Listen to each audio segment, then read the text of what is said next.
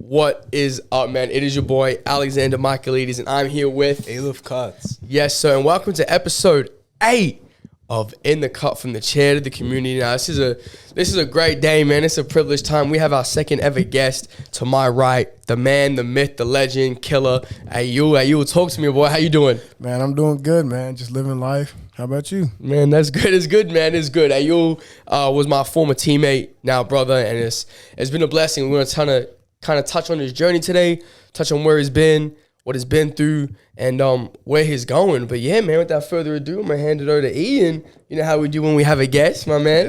Definitely. So we are in a, barber space, barber studio. Yeah. So we have a question for our guests before we start. So to warm it up, what do you reckon? What's the most craziest barbershop experience you've had? I already know what this is. Some of the boys gonna know. But all right. I get this cut, Sunshine Station. I'm a kid. I'm like 15, right? Yep. So after school, I'm like, you know what? I need a cut. So I go, and this sounds crazy, but I know one of the dudes, right? So it's like, oh, we'll get you right. They're in line. Cool. So I sit down, and you know how barbers be doing, like on the phone, killing time. He got the Sango with him, like he eating. Like, he really killing time. Eating's crazy. Yeah. Crazy. So I'm like, nah, bro, I need my cut. Like, I need to go study, do something. I just had something. So I'm sitting. He like, you know what? Hey, if you want to wait for me, wait for me. But if you want to get cut right now. So I look over. I'm not gonna lie, broski looks fresh on the job. Like, he got fake Nikes. He got the bad cut. Damn. And his jeans look beat. So you know he been through something. I'm not trying to do this, but I'm a kid. So like, I don't know no better. So obviously I get lined up. And it's after school. So like everyone, not just like people from my school, but people from the surrounding area. Like, but they pop through, friends from other schools. So I pop out. They see my cut. Dog. Dog. Treacherous? Man. You know when they get that gut, like they laughing and their gut hurting. That's crazy. You want to walk out and just cry, bro. That's the worst feeling. I had to take it to the chin. They said, bro, you should go back in there and get cut again. That's wild. Have you ever go back to it? Never. Never. That's crazy. How'd you feel as a 15-year-old with a bad trim like that, bro? What'd you do? Just wear it on the chin? But I had to. I had no other option. Like, this is my hair. I gotta wait it out for 2 weeks. I don't think I got a cut for I don't think it was like 2 months. That's crazy. You got scarred. Yeah. You got scarred. Yeah. Trust. That's wild. Yeah. That would be like that. Do you reckon you ever mess someone up that bad? Well, I hope not. I mean, everyone's watching there. They can tell me if I did or not, but I hope not, man. That's nuts, bro. That's what I'm saying, though. But do you have a regular barber you go to here now, though? Yeah, I got two of my boys. Majid Easy Cuts, and I go to KD Alortram. Like, you cut? Yeah, he does cuts, man. Oh shit! Yeah. Damn, I didn't know KD cut like that. I remember like back in the day, he would like record it, but I didn't know if he was really serious. Yeah, that's dope. And Majid from Kilo. Oh, so where your boys cut? Yeah, that's dope. You get that best friend discount or what? Nah, I pay full price, man. That's something we were talking about. Yeah, if you want to support your boys, you're gonna support your boys. 100%, man. See, like you come to the city, like you want to see everyone winning, so you got like you're a regular customer. Yeah. How often do you get a trim? Honestly, I don't get a trim like before, because I came back in May. I got cut by Majid Easy Cuts 2 weeks later, right? Shout out Easy Cuts. Yes, sir. But then before that, I didn't have a cut for a year. Like, I went the whole year, like the whole 9 months school year, my third year in JUCO, did not have a cut. Damn. I'm looking crusty. Like, that's what was that feeling getting the cut after 9 months, after a year? I was a dangerous man. Easy Cut, like, shout out Easy Cuts. He got me right. Like, he showed me the mirror. You're cheesing. You're cheesing, bro. It's a new man. That's insane how much like a cut can change a person. Though. It's some real thing. What's the longest you go without a cut? These days, like, I don't remember. Back in the day, like, probably a few months. These days, I don't go more than like a week and a half. Yeah, because you have to be. Like, you can't go to the barber with no trim. Yeah. See, you went to a man with freaking baggedy jeans and fake Nikes, and look what happened. You got cooked, man. I got done up. You got done up. But nah, man, it's really dope to have you in the studio. And obviously, you touched on a little bit. You just got back, man. But for the people listening at home who don't know you, man, you were elite. You're an elite hooper, bro. That's the way I like to put it, and whatnot. So where did you grow up playing your basketball here in Melbourne? Because you're originally from Melbourne, correct? Yep, that's yes, right. Sir. That's yes, right. sir. So where'd you grow up playing? So I grew up. I live in Braybrook. And, for those of you who don't know, like a lot of hoopers that come from Braybrook, they have a certain stereotype on them, like they just tough, gritty. Yep. Like, you know what I mean? They get it out the mud.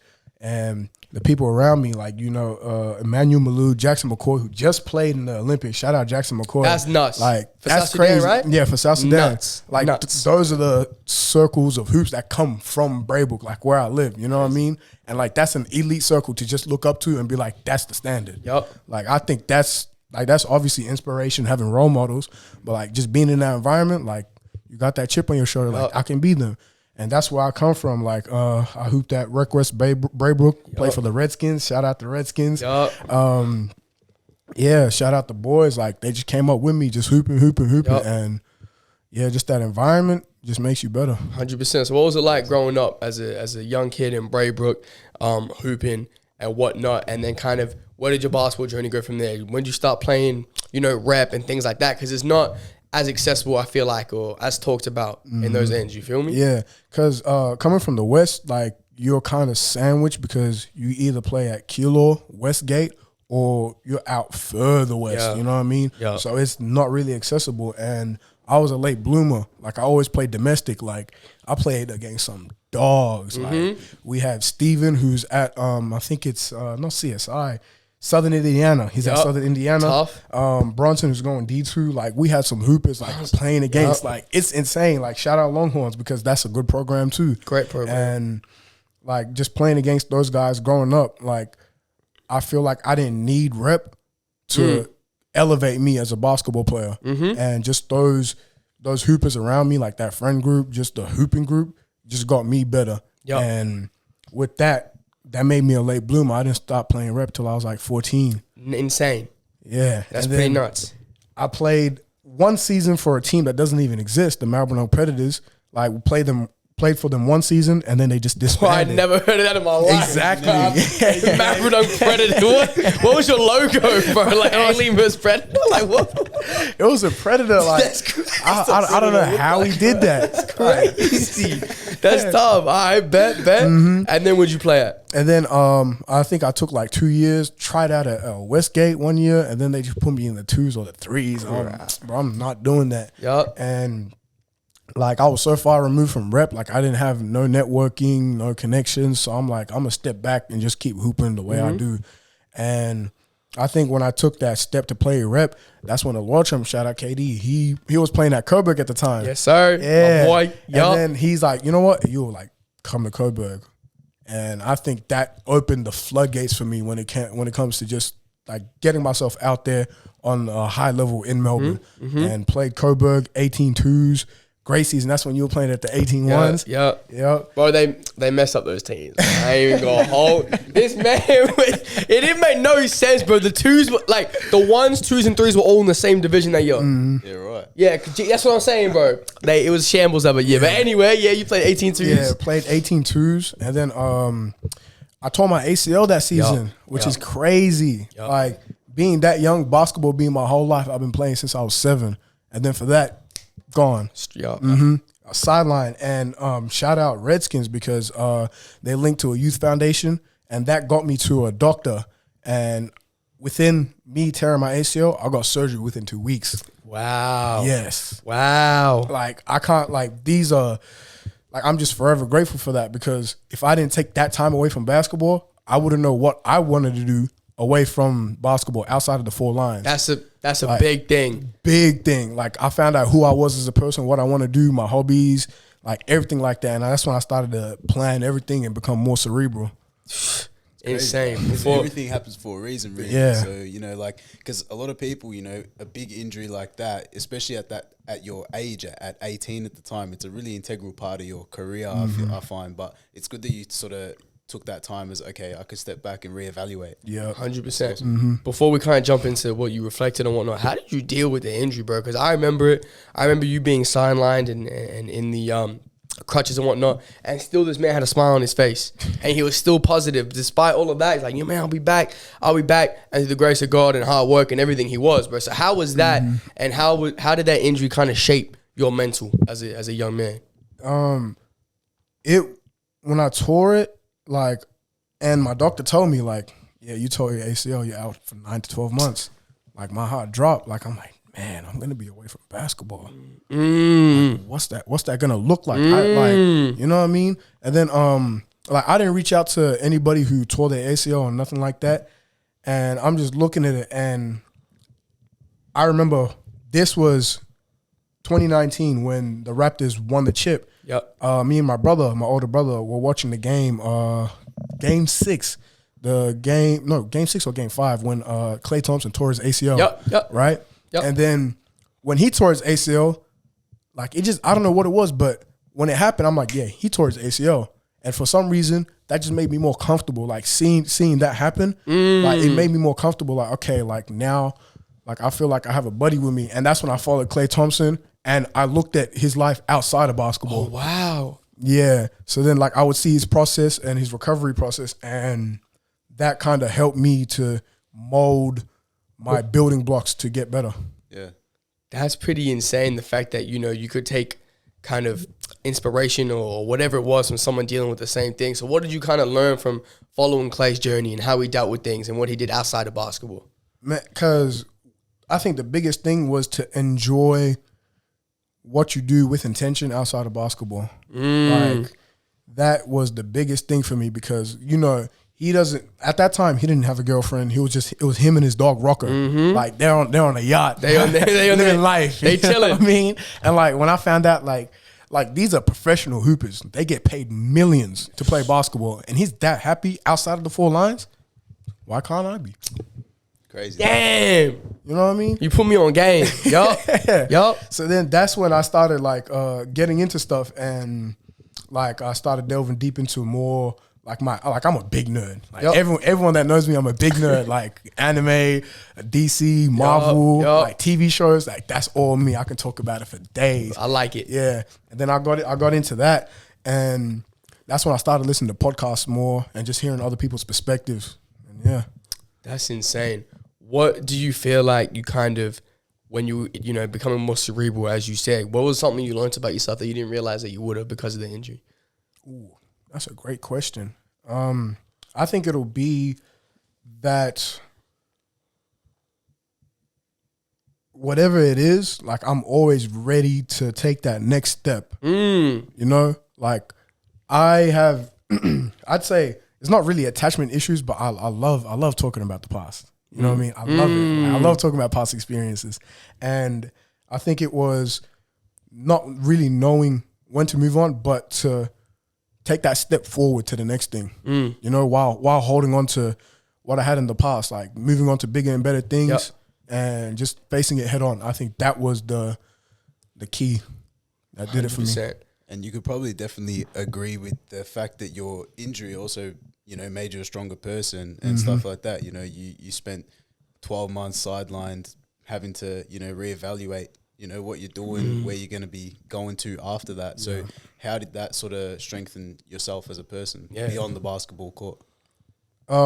Because that made me understand what my role is outside of the basketball court. And I would obviously, like, I never stopped watching basketball during that point. So I'm learning from Paul George, Klay Thompson, like, what they do, like, everything like that.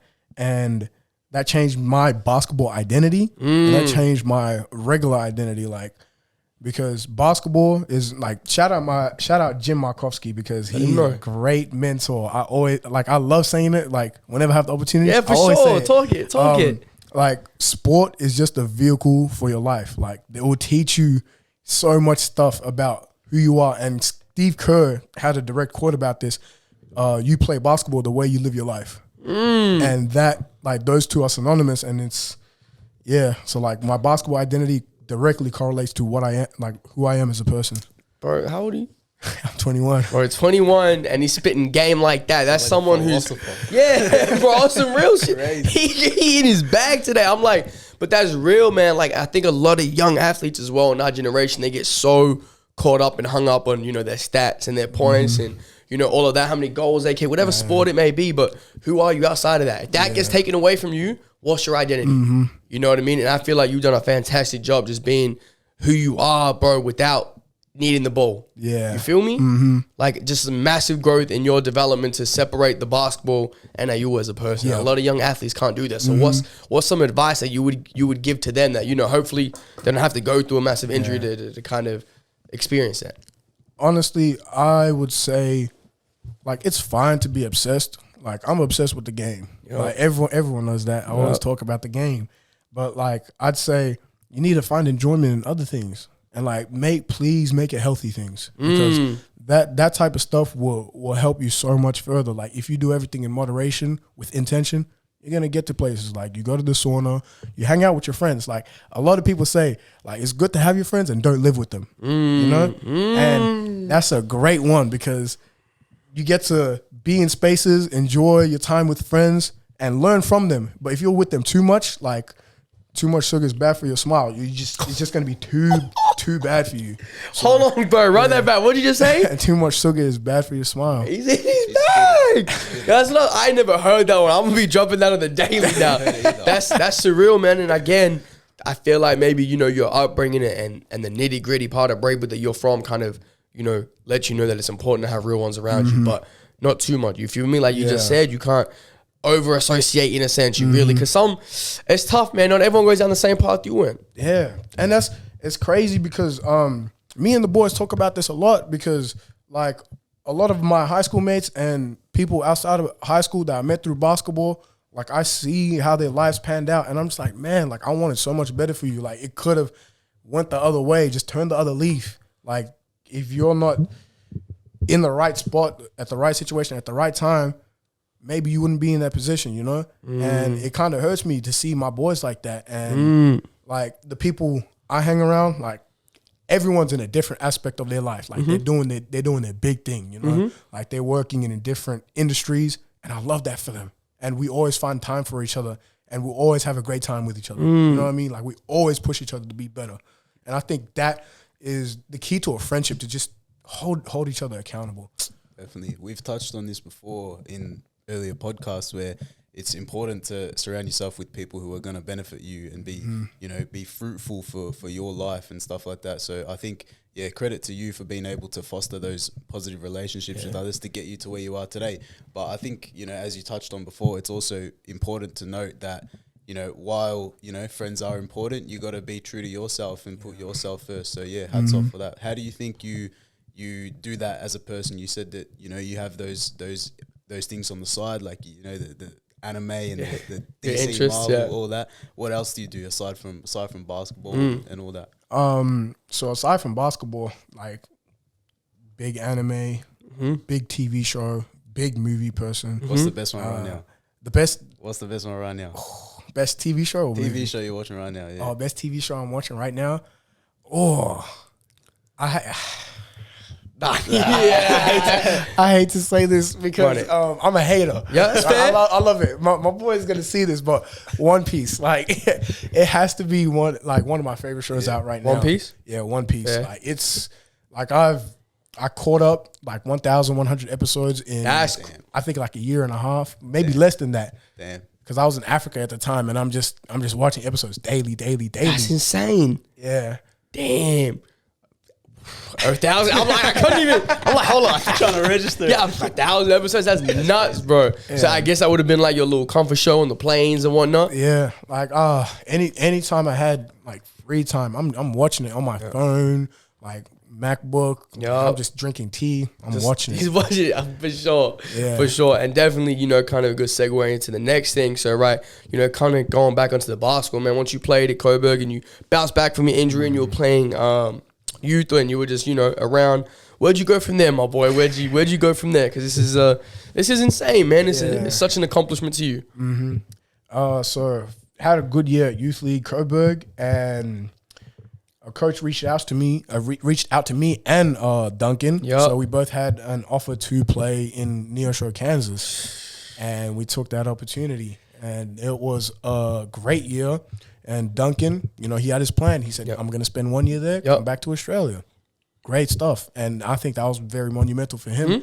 And for me, I just wanted to experience life. Like everyone always told me, like, go around the world, experience life for yourself, experience whatever it is. And luckily enough, it was for free. And I get to study and play basketball. So why not? That's a blessing. And after that first year, I moved schools to New Mexico Junior College. And those were 2 great years. Like, God really blessed me. And my coach just put the right people around us. And, yeah, had a great year. Man, that's pretty surreal. For those listening, bro, explain the difference between, you know, being in a JUCO and in the American system compared to, you know, your local Friday night or your rep team, bro. What's it? My man said, ooh. Like, in JUCO, you have 14, 15 guys, and I'd say one, maybe 2 of those dudes are red shirts. They don't play for the rest of the year. Oh. But everyone there for one reason, to get better and win. That's it, point blank, period. Whatever you do outside the 4 lines, you don't have to get along with each other. Once you hit the court, we're getting better. And I think that happens, we did it 6-7 days a week. You know what I mean? Like, that's insane. Like, even when we had rest days, people would just go out there, shoot, put up some shots, play some ones, like lift. Like, this is every day. Like, if you don't love it, why are you there? And when you compare it to here, like, I'm not knocking anything. It's just the differences. Like, you come practice once, maybe twice a week, Friday night. Like, obviously you love the game. You know what I mean? And I think that comes back to identity, because you want to know what you get out of it. Like, you socialize, meet some good friends. You know what I mean? But you're not obsessed with it, and you love it that much to practice every day that it becomes a job. You know? And I think that's the difference between Australia and America. There's probably a really fine line between the enjoyment to the point where it becomes a chore. So how do you manage that? Because you're probably doing a hell of a lot of basketball. So how do you balance it? I still don't think I'm at that point where I feel like I'm balancing it well. You know what I mean? Like, I feel like I'm just too obsessed. Even here, like when I'm working out, like everything's with intention. And sometimes when my friends are shooting with me, like I get carried away. We start talking about life. I'm just dribbling. That's when I start loving basketball for just, you know, not it being the chore, but just the love of the game. You know, it just brings everyone together. But then I'd say when I work out, it's very short, 45 minutes. Like I try to do high intensity at all times. You know what I mean? Like get everything done within 45 minutes, and that frees up my day. And I think with that, some people see basketball or workouts to work out, then come socialize afterwards, and that's okay. Yep. I'm happy to socialize. Love to talk to people. Yeah, and like, but when it comes to working out, like you got to be serious around me, because like you may not see it, but when it comes to basketball, I become a different person. Hey man, you don't play this shit. Yeah, like it really is my life. Like since 7 years old, like I think that's the real kicker. When I tore my ACL, I kind of split my personality, where my basketball life and my real life are kind of separated. So when it comes to my basketball life, I'm cutthroat. As you should be. You're not gonna mess this up for me. Like, this is my life. I work too hard for it just to, not do nothing with it. It's important. It's the mentality you need to have. Like, if you don't, like, it's crazy because Mike was talking about it before, and he's like, you gotta love this shit. You gotta love everything that comes with it. Yeah. You know what I mean? Like, I'm sure that, maybe your love for the game might have been tested, those 6-7 days a week. Yeah. Like, but you still love it, so you work it out. You know what I mean? So kudos to you, bro, because you need to have that mentality to survive over there. And hey, I'm gonna say some real shit. Like, a lot of these youngins think, I can do it, but do you love it? Right. Like, do you really love it? Are you willing to go through it? Like, Everyone wants it. Everyone wants it. But who's actually gonna go and get it? Yeah, man, some real shit. Yeah. So how did it feel for you, bro, when you were over there and you went and got it? Like, what was that sense of, was there a sense of fulfillment in you, or were you like, nah, I want more? It was, I want more. Like, I'm straight away to it, because my assistant coach, like, shout out JB, man. That's really my guy. Like, he really opened my eyes. Like, when I first worked out in front of him there's just a bunch of guards, and it's me. He's thinking like, oh, I'm just a tall, lanky, uncoordinated type of dude. Nope. Nah. So I'm in there like I'm doing some crazy stuff like step back, come off screens, like hit the backboard. I'm 6'6". I shouldn't be doing this. Yeah. You know what I mean? Yeah. And he's like, whoa, like he's like expressive, and it's like, whoa, like this guy can really hoop, you know? play. And then when he seen that baseline, from then he really pushed me. Like he really pushed me to my edge. And like that really seen my potential. I'm like, okay, like I'm happy. Like I didn't really get complacent because I had a person like him in my corner. Like he would always tell me, it's like some people love it, some people love the idea of it. Like, you know what I mean? And that's when I'm like, okay, like now I see what I can be. I'm gonna keep working towards that. I'm gonna get there. And it's kind of hard to love the game when you're just working, and you have to fall in love with the process, working out day in, day out, just hating it. And you're getting pushed to your limit. Yep. You know what I mean? Like, so at some points I definitely hated it, but guess what? I'm coming back later tonight, getting some shots up. You know? And that's just what it's like. And especially when you have people around you, like shout out my boy Twan. Like we'll just go out there, put up some shots, maybe just go through some ones, script some moves, and just clock out. You know, and that's after already a full day of hooping. After already, yeah, 100%. You have to love it, man. And it's so great to hear that perspective from you, because you just said, man, you know, some days you ain't feel like it, but it's the fact that you still do it. The days where you do something and you don't feel like doing it are the days that matter. Yes, it's easy to go shoot when you feel like shooting. It's easy to lift when you feel like lifting. That shit's easy. What about when you don't? You feel me? When your body's sore and you're tired and you're coming off a back-to-back and it's a Monday. Yeah, I ain't want to do that. But you get up and you do it at time and time again. And that's what greatness is, bro. So, you know, kudos to you for being able to experience that. But you touched on, you know, coaches and whatnot. You know, who have been some impactful coaches in your life growing up that's made you the man you are and the player you are today? Honestly, every coach, like, they can see their teachings that they imprinted on me. You know what I mean? JB would always say, like, if it was easy, everyone would do it. It was easy. Like, that's as simple as that. Coach McKay, that was our head coach. Shout out Coach McKay. He was very big on, like, being a good person through and through, like through the highs and lows, being a good person and being a good basketball player and being a good student and being a good person. You know what I mean? And like, it's hard to do. It's very hard to be a good person, good everything. But yeah, like, if you really want to do it. And he instilled that into me. Coach Mike Torres, honestly, kudos to him, because he really changed my life. You know what I mean? He's the one that got me the connect. And I'm forever indebted to him. Jim, I don't know how to say this on the podcast. Like I really don't, but I'm just so gratuitous to him, because he really set building blocks in my life to get to where I am. Like, if it wasn't for him, I wouldn't know what I'd be doing. Like, that's just aside from basketball. Like, I genuinely don't know what I'd be doing. And shout out Gum, because he really got to it. He was just the same as Jim, like, just as monumental. And if I really didn't have Jim or Gum, I think I'd be doing something else and not where I am today. And I can hear I think I speak for Ealef as well. I can hear the passion in your voice, bro, when you saying it, and that's real. And I think the universe rewards someone when their energy and their intent's pure, man. And we had Mike on like before today, and he's like, man, like, Ayuel deserved it. Like, it was his character and his like, you know what I mean? People help those who help themselves. And when you're the first one in the gym, last one at the gym, and you love it and you want to do it, it makes people want to help you.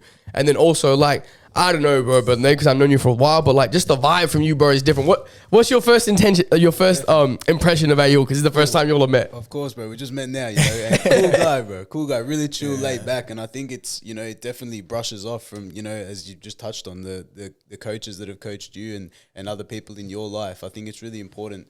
Like, it's a ripple effect. You know, we've spoken about it. You know, the people that you surround yourself with are going to have a reflection on you in whatever way you like it. So I think, really, really awesome to meet you. And I love the aura and the energy that you put out. For real. And what you just said and what you said before, like, the people around you, bro, your circle's not all just hoopers. Like you said, you got people in your life doing big things in their irrespective regard. Goodness. Yes. You feel me? Yeah. That's so important because although you all have different hustles, you're still hustling. 100%. You feel me? So like even though if you all may not be on the court together, but you're still in the group chat or when you're kicking it, you're still making each other better. Yeah. You know what I mean? So kudos to you because you've always had a good group, bro. You've always like I've seen that from day one. Your group's been tight, bro. Yeah. Your group's been mad tight. So in saying that, what was it like, bro? How long were you away? What was that like?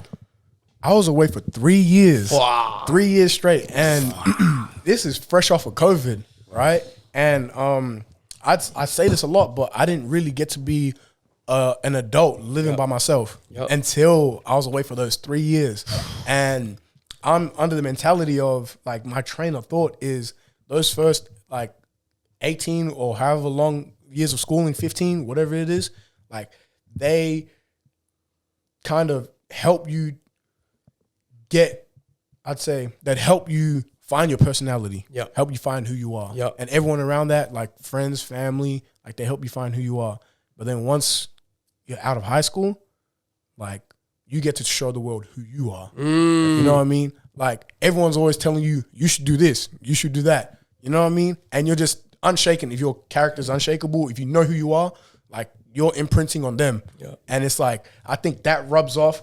And a lot of people that I know, like really get that vibe, you know what I mean? And it's kind of funny because this is a little example. Like when I was in America, like shout out Baron Swan. Like I know it's a joke, but it really carries some weight. Like they would always move the fence on me. They'd be like, nah, you're Australian one day. Nah, you're South Sudanese the other day. I'm like, no. And when they say that, I'd be like, no. I'm Australian when they said I'm South Sudan. But then if they say I'm Australian, I'm like, no, man, I'm South Sudan. You know what I mean? That type of thing. Like you just carry with it your life. You know what I mean? You carry who you are. 100%, bro. You took the words right out of my mouth before where you were saying about how in high school, you know, your identity is somewhat formed, but it's when you leave school and you get into the real world that you really get to show the world your true colors and what you're really about. So, you know, going from, you know, 18 years in Melbourne to right over there, how was that shift? What was that like for you? How did you form yourself there as a person? I'd say that shift was easy because to start it off with, I think we had I think it was 6 Australians on the team. Oh wow. Like that's cool. I'm blessed. I'm lucky to have that many Australians. Like that's half a team already. You know what I mean? And half the team know where we're all from. Like we know people who know each other. You know what I mean? Like we have mutual friends. So we're already comfortable. And at that point, like I was already comfortable with my identity. Like I didn't really have to explain nothing. I didn't have to be out of character for that. But I think having that group of people with me, like that really helped. And yeah, it was just always comfortable. Like I was never not myself when I was over there. That's important because I feel like a lot of people do go over there and they try to conform and become something they're not. Yeah. And they're just doing things and acting in a manner. It's like, bro, that's not you, bro, dog. That wasn't where you were at before you left, bro. You've been there for 2 weeks and now you stop it. Stop it. Like it's not, you know what I mean? So true. But yeah. Because I feel like, you know, when you're at somewhere that seems foreign to you, whether it be a different country or a different environment or whatever it is, automatically you feel to yourself that you've got to put on this persona or change and conform to their values. But I think, you know, it must be so valuable to be able to just be yourself because it's always going to be better than anything else. 100%. Yeah, good stuff, man. 100%. Yeah, being yourself is massive. But you know, man, to put you on the spot, who'd you miss most, bro? 3 years away from the crib, dog. I don't know if I could do 3 years, bro. That's why I'm like, I be messaging you, like, when you come back, and like, my boy was just still working, and it was a blessing to see you though, because touching what you said before, you want this shit. A lot of people would have folded, bro. Yeah. And that's okay to fold. I would have folded. I'm not staying away for 3 years. I ain't no way. Probably definitely would have as well, bro. Like that's different. But you're like, nah. Yeah. So who did you miss most, bro? And how did you kind of not fold? Honestly, it was my older sister. Like, my older sister's my dog. Like, like going through high school, like we really weren't that close, but it was more of a, like, I'd annoy her because she's the opposite of me. Like, think of me, opposite. Antisocial, bookworm. Like, she's that type of person, you know what I mean?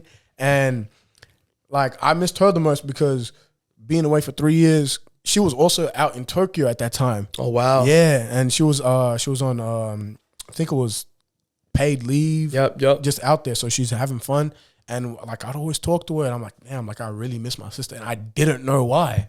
Like I really didn't know why. And yeah, our relationship just grew closer. And I think what kept me to keep working was my coaches. Like he's like, hey, like think about where you come from and how far you come. Like you didn't come this far to come this far. Like you just didn't do that. You know what I mean? And like that's not who you are as a person. Like as a South Sudanese person, you are from the youngest country in the world that just got off of civil war. Yeah. And you're building, like right now, you are the generation that builds on what that country becomes. You know? And that's when I shifted. I'm like, if I put this work in now, I'm going to be where I want to be, you know? And kudos to the South Sudanese Olympic team because they did it big. And I mean, we're the youngest country in the world. First time in the Olympics, tried, and we did it. And I think that's the baseline now. And my coach's words resonated with me to the point where I'm going to be on the South Sudanese Olympic team. Like, you will be. That's what I'm working towards, you know? You will be. Yeah, 100%. You will be, but there's no doubt in my mind that you won't be. When you sort of realize that, okay, this is what I want to do. What was the goal for you? You've said about the Olympic team, but what was the goal for you? Was there a goal in mind, or was it always just getting better and better and better? Honestly, it was just getting better and better, and just seeing like what high level I can play. Like I genuinely, when I was in college, my plan was get my degree, point blank, period. Like that was that. Like I'm studying for free, playing basketball for free, and you think I'm gonna get nothing out of it? Like you're sorely mistaken. Like I'm gonna get my degree and play basketball and get to where I want, and that's at a high level. And I feel like I can achieve that with the building blocks that I've done. I'm just in awe because congratulations, graduate, of course. But listen to the mindset and what this man is saying. He said, my priority was getting my degree, point blank, period, first off, and then putting the work and allowing it to take me. I think so many people put emphasis on a goal, right? Just let me get there, and then they shut everything else out. Like, all right, I want to make the league, and you could be playing Euro, like, oh, but it's not the league, but look at where you're at still. Like, you know what I mean? If you just invest all that time and the effort and the energy into just getting better and letting the universe take you to where it takes you. Yeah. You know what I mean? Did you think that you were playing, freaking for the Predators, that you would have gone to JUCO and then gone to, who knows where's, you don't know, bro, you feel me? But as a late bloomer who kind of joined in the rep scene late, your emphasis and your input in life has been just get better every day, and that's what you've done. Yeah. You know what I mean? So that's what's carried you to where you are at this point, bro, which is pretty surreal, bro. And shout out your older sister. The fact that, what's it like now that you two are back? Like, I kind of knew it when I was in America, like just going through it. Like when I come back, like me and my sister are going to be like this. Like we're going to be on outings. We're going to be talking about anything and everything. Like I can't walk through the house without her popping out and saying hello to me. It's elite. And that's crazy because in high school, I'm like my sister's closed off, not talking to no one. And like that's a complete 180 from her character. You know what I mean? But like I love that so much. You know what I mean? Like that's real love, and I'm so glad. Like that's really my blood sister. And I think that it just keeps me going. Honestly, just like how we touched on about, I feel like when you leave school, you can finally sort of express yourself a little bid more. So yeah, that's awesome. Yeah, that's surreal, bro. So now for you, man, being back in the home country, playing a season of youth league, my man had, what'd you have, 38 in your last game? I think my last game I had 14, but the game before that I had 38. 38, that's stupid. That's too much. That's too many points. That's freaking wild. So how have you felt being back? How long has it been? 4, 5? How long have you been back for? How many months? I've been back since May, so I think that's about 2 months. Damn, I know why I thought it was way more, but you've been back for a couple months. How have you felt? How's your transition been kind of being on the home soil? But for you, bro, you haven't been here for 3 years. So what's it like to be back this long? Being back for this long is weird because I'm doing stuff that I haven't done and that I'm so used to back then. You know what I mean? Like, I still kind of have my old habits, and it's not a bad thing. It's just I'm just recognizing it for what it is. Like yesterday, I just finished reffing at Request, and I didn't drive. So then I'm walking back because I live right there. I'm walking back and I'm like, it feels like deja vu, but it doesn't. You know what I mean? Like just those trivial, mundane stuff. Yeah, just the little things. Are you appreciating it more now? 100%. Yeah. 100%. And I think a big part of that is like I'm starting to get into like video editing and all that type of stuff. Yeah, man, I see the content. I see the YouTube, bro. It's tough. It's tough. It's tough. Yeah. And that started making me appreciate the little things more. You know what I mean? Like seeing the genuine smiles. Like I just start pulling out my camera. Like I pull out my camera, start recording, and everyone acts like it's not there. You know what I mean? And that's genuine. And it's real. Like at the end of the day, bottom line, it's real. And now I have it on camera. Yeah. You know? So 100%. You posted a video, man, of you when you were little. That shit hit my soul, bro. I'll show you to you after. It was just like, man, that was just monumental, bro. Because if you look at young Ayuel, how old you in that video?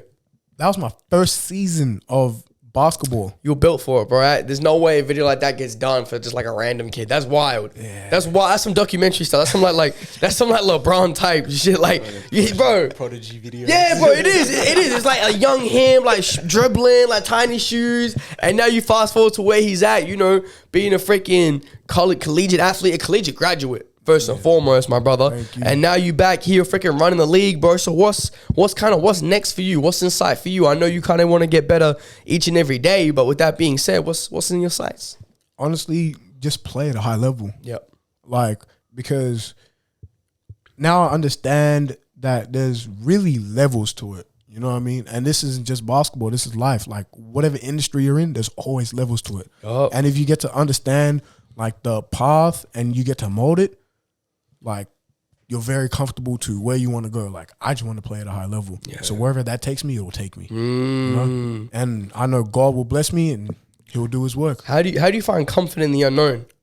How do you do that? That's the I heard this somewhere. I don't know where it is. Like, if I'd give credit where credit is due, but I don't. Because I believe in God, right? Yep. And if God were to just reveal Himself right here, it would just be, okay, everyone would believe in God, you know? But He puts stuff, I'd say He puts stuff in place for you to kind of believe by faith. You know what I mean? Just have faith in Him, because that is kind of how He showed, or how you show Him that you believe in Him and it's real. And like, you can really just walk blindfolded through and through the jungle, through the rough, through the mud, and you can come out unscathed.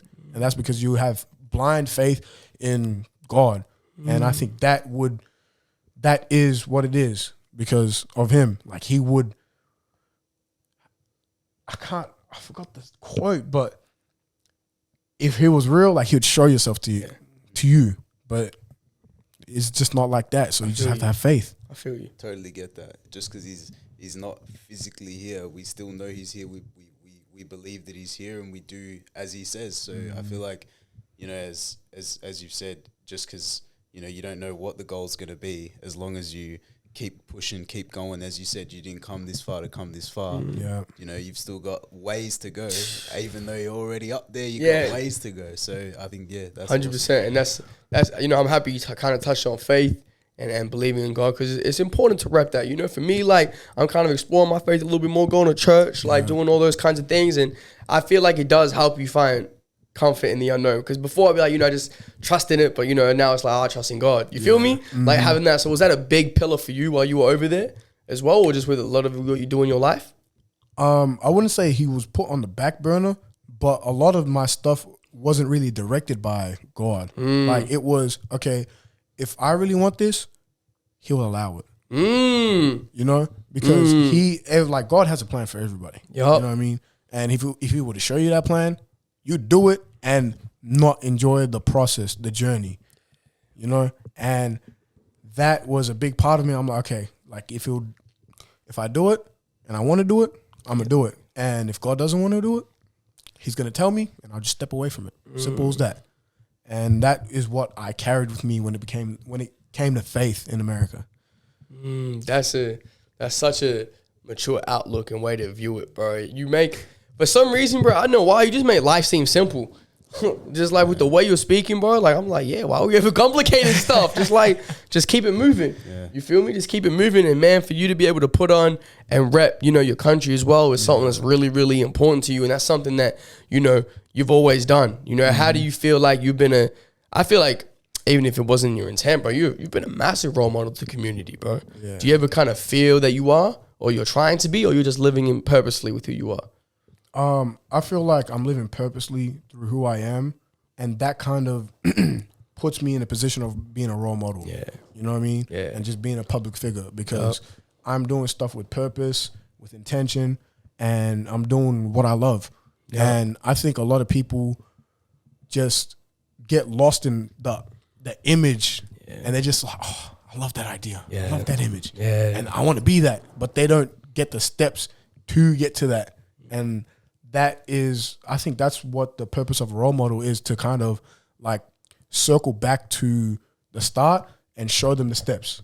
And just like having a mentor is a very big part of it. And I'm very happy to mentor kids, like just to show them where they want to go and how they can get to that. Oh, wow. 100%, my brother. And I always knew you kind of built for that. So before we kind of, you know, start to wrap things up a little bit, my last question personally is, I knew this man was destined for greatness and what it was. So like, how does it feel to have you in T, bro? How does it feel to be put on the show? What was it like for you? I remember when we came to Glen Waverly and I showed you you on a T. What was that like, bro? That was monumental, man. Like that was kind of like, I am loving the process and just the journey of it. Like that's a moment I hold dear to my heart, because shout out Mike Fortune, because he was there too. Yes, you know? Sir. Yes, and, sir. I think we were in his house, Glen Waverly. Yup. And when you showed the shirts to us, we played J. Cole's Sideline Story. Yeah. Intro. Yeah. Not the song. Yeah. And that, I think that kind of encapsulated everything. Like just hearing that piano riff and just looking at it, like that was a beautiful moment. Nah, man. And like I said, bro, I knew you were built for this, my boy. Like this was pre-COVID. This was probably like what, 2018? I want to say, like 2018. Wow. I got a shirt with we got them done though, like, you know, limited edition with Ayuel on it. Yeah, and it's a blessing to see, because he's really putting on and he's living purposely and he's living in his intent every day, and it's just been a blessing to see him grow. It's crazy you say that, purpose, intent. I've heard you mention intention like so many times throughout this podcast. What gives you your intention, bro? What gives you intent? Honestly, it's my mentality and what I really want to do, you know, because obviously for basketball, I've been playing basketball so long that I kind of know what helps me become a better basketball player, and I can really teach myself on how to be a better basketball player. And I just love it so much. And that kind of makes me better, because when I go to practice, when I go to a game, I know what I want to get out of it. Like, oh, today I'm going to practice this. Today I'm going to practice that. Somehow, some way, I will get better. You know what I mean? And I think that when you go into it with that mentality, the intention will come just as easily, and that will become a habit, and that will just change you forever. So would you say that mentality is goal-based, results-based, or just sort of going with the flow, seeing how it is? Because a lot of people kind of struggle, you know, do we aim for a goal and do we try to achieve that, or do we just play it safe and just sort of roll with the punches, see how it goes? What do you find works best for you? Oh, what works best for me is that having small goals along the way, like that. That's very big for me. Like when I first went over to America, like this is just a very big, like a very easy example. Like I shot 1 for 15 my freshman year from 3, right? I believe even then I was a good shooter. I just didn't shoot well. Yeah. You know what I mean? And my coach didn't want me to shoot. So then I took a redshirt year, came back, and that redshirt year, my coach was like, look, I want you to be a shooter. We're going to practice every day, and that's what I want you to get out of it. That's all I needed. That was my direction. I had that goal, and step by step, work out every day on my shot. Form shooting, just knowing when my shot is off, like just the small little things along the way of the journey. Come that third year, I think I hit 15 threes with the first like 5-6 games. That's crazy. Of the season. That is crazy. That's crazy. And you shot 15, a couple seasons total. Yeah. That's nuts. And man, when you break little things down like that, it's so much easier to get better. Because you're saying, oh, I want to be this, and that. I want my shot to get better. Yeah. And it's measurable and it's trackable and you can see it. You feel me? So damn, man, it's been an honor to really have you out here and have you on episode 8 as our second ever guest, bro. And it's been a privilege for have you to come on and kind of, you know, tell your story and tell the community who you are. Because I know you and I've been a privilege to know you for a while, and you're a brother of mine, and you have such an incredible story and an incredible aura, man. So kind of before we sign off, what's some words of motivation or advice you want to give to a young person who may be, you know, at Braybrook or at that local basketball stadium and not playing rep yet and seeing that, man, I did it. You can do it. What's that kind of advice for you, my boy? It would be, and this direct quote from my coach JB, keep the main thing the main thing.